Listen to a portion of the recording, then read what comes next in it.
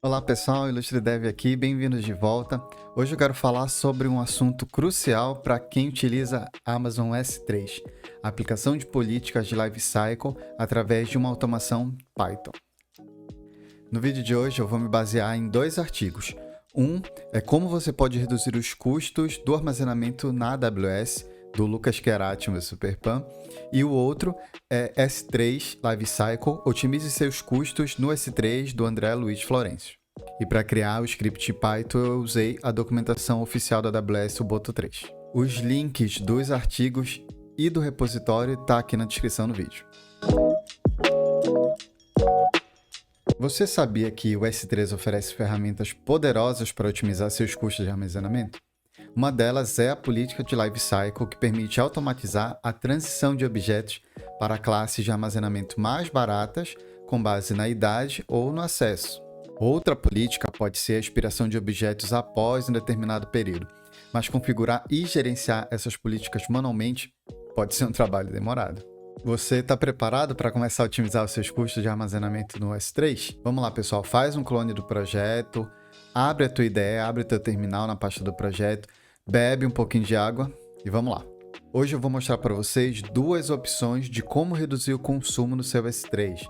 Uma mais agressiva e uma um pouquinho mais conservadora, por assim dizer. No script 1, a gente vai aplicar uma política de Lifecycle que transfere os objetos do bucket após um número X de dias para uma classe de armazenamento mais adequada de acordo com os seus requisitos. No script 2, a gente vai aplicar uma política que expira os objetos que você não precisa mais manter após um determinado número de dias, trazendo também uma redução de custo de armazenamento. O Amazon S3 ele tem uma ampla diversidade de categorias de armazenamento. Por exemplo, a S3 Standard são para objetos em que você acessa com uma frequência regular. O S3 Intelligent Steering é a classe de armazenamento para dados com padrão de acesso desconhecido. No script de hoje a gente vai ver essa mudança entre classes de armazenamento.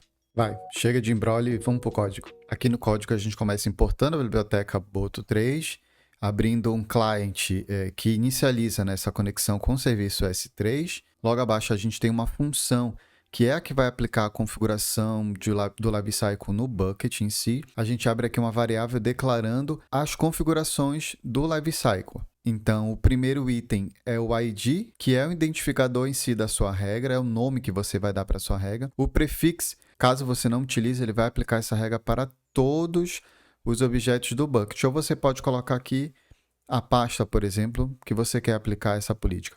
No nosso script de hoje, eu vou deixar para aplicar para todos os objetos desse bucket. No status, você vai colocar se a sua regra vai entrar habilitada ou desabilitada. Simples. Aqui no argumento transitions, é quem vai fazer a nossa mágica. Eu coloquei para que, após um dia, a gente mova esses objetos para a classe Intelligent Steering.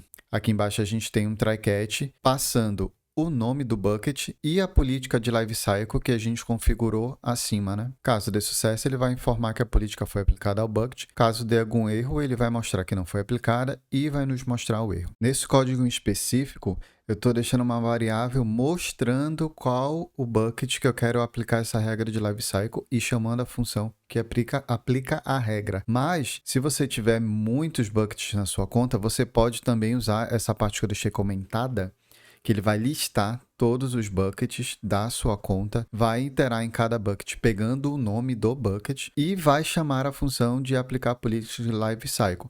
Caso você queira aplicar todos eles, você comenta essa parte do código e descomenta essa segunda parte. Bora aplicar essa política de Lifecycle? Eu já deixei aqui um bucket pronto, um Illustre Bucket. Piada infame. Vamos ver aqui nosso Illustre Bucket. Na parte de gerenciamento, ele está sem nenhuma regra de ciclo de vida. Vamos voltar lá no código e aplicar essa regra. No VS Code, ele já me dá a opção de aplicar aqui o arquivo Python. Então, vamos lá. Bom, política aplicada com sucesso ao Illustre Bucket. Vamos voltar lá no Bucket. Vou dar um refresh. A política foi aplicada. Política Transition Storage Class.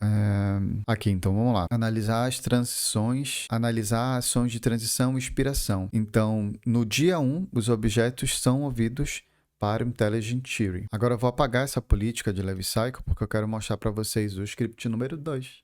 No segundo script, a gente começa de uma forma bem parecida, importando a biblioteca Boto3, abrindo um client com o serviço S3 e a definição aqui de uma função que aplica a política de lifecycle, passando o bucket name. Eu vou passar lá para o final do código, porque esse aqui a gente está listando uma função, né? Listando todos os buckets da nossa conta, iterando entre a resposta procurando o bucket name, o name do bucket, e chamando a função que aplica a política de lifecycle. Caso dê algum erro ou não existe bucket na sua conta, ele vai mostrar. Aqui a gente está chamando o list bucket. Então vamos lá. Depois que ele listar cada bucket, ele vai fazer um for aplicando a política de lifecycle e ele vai subir aqui na primeira função. Nessa função que aplica a política de lifecycle, eu configurei para aqui o ID, que é o identificador da nossa regra, né? Então, expire em 30 dias. No parâmetro expiration, você vai informar o número de dias que você quer que esses objetos expirem, né? No prefixo é a mesma coisa do código antigo. Você pode informar a pasta ou o caminho da pasta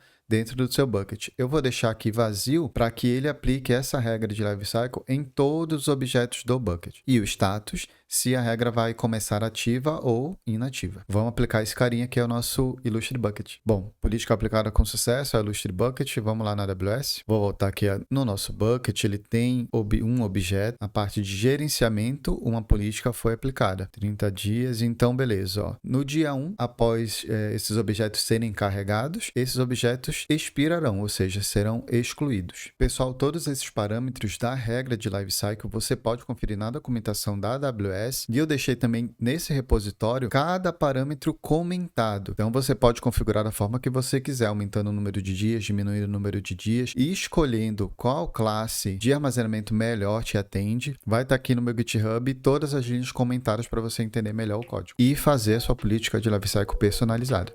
Antes de encerrarmos, é preciso dizer que a classe de armazenamento Amazon S3 Intelligent Turing ela foi projetada para otimizar os custos de armazenamento, movendo automaticamente os dados para o nível de acesso mais econômico, analisando os padrões de acesso. Segundo a documentação da AWS, por uma pequena cobrança mensal de monitoramento de objetos e dessa automação, o Intelligent Turing monitora os padrões de acesso e migra automaticamente os seus objetos. Após 30 dias, os seus objetos são migrados para o Infrequent Access, e aí você pode economizar até 40% dos custos de armazenamento. Após 90 dias, sem acesso consecutivo, os seus objetos são movidos para o Archive Instance Access. E aí você pode economizar até 68% dos custos com armazenamento. Como disse o Lucas no último artigo, em geral o S3 é uma solução popular para várias empresas de diversos tamanhos que buscam uma solução confiável e escalável de armazenamento de dados na nuvem, mas é preciso analisar a forma como esse serviço vai ser utilizado, pensando em otimização e eficiência dentro das funcionalidades que o serviço já oferece. E claro, aproveitando essa redução de custo para investir em outros projetos in-house.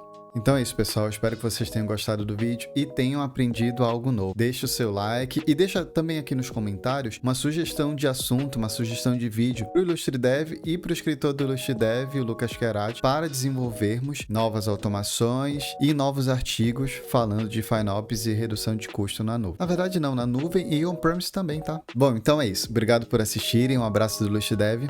Até o próximo.